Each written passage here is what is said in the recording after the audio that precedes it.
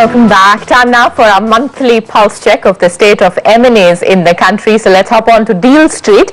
And if you look at February 2013, it's been a rather slow month for Deal Street. How do the numbers stack up and what are the key factors that are driving M&As? For more on that, Raja Lahiri, partner transaction advisory services at Grant Thornton, now joining us with his perspective. Raja, thanks so much for joining us on the show. A marked slowdown this February, at least on a Y&Y basis as far as M&As go. So what's the story here? Yeah, I think overall M&A activity has been muted. There is no reason to doubt that. But if you look at Feb 2013, from our analysis, we actually saw $2.4 billion of M&A with around 41 transactions. As far as private equity was concerned, we actually saw a muted month of $0.3 billion of deal activity with around 29 transactions. But I think the flavor of the month was a large deal of Mylan, US, buying out Strides Arcolab's injectable business for $1.8 billion, which is actually the first $1 billion deal of the year, 2013. So in that context, it is a good month. We've seen the Big Bang deal happening.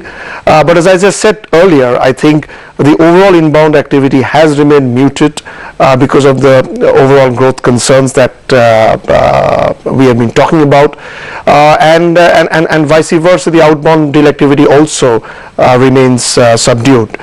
As far as private equity is concerned, I would say we still see continuing action in various sectors, and we hope that years and months to come we would see action picking up as we move along in this year.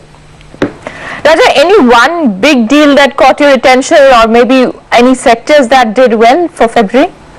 Yeah, clearly the Mylan deal of 1.8 billion was in pharma. So that's really the sector which shot up the Deal Street in as far as M&A is concerned. I think as far as private equity is concerned, we saw the 50 million deal of IFC putting money in smart value homes, which is in the mid and the low income housing bracket.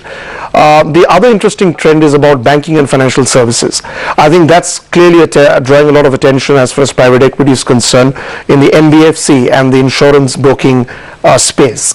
So I would say these are the key sectors to watch out for.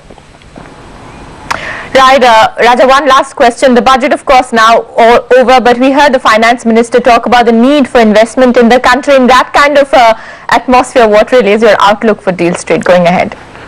Yeah, being positive, I think I'm pretty positive given what we've seen in the budget. I think it's done and dusted, it's gone ahead.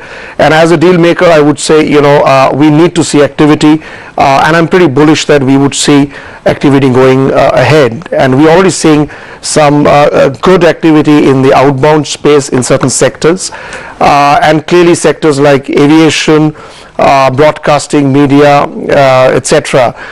Clearly inbound action is going to possibly happen.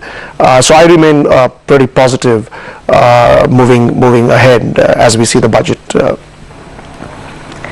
Right, Raja. We'll leave you at that. Thanks so much. So that's, of course, the update from Deal Street. Well, on that note, we're going to wrap up Reporters Diary, but stay with us. Markets today straight ahead.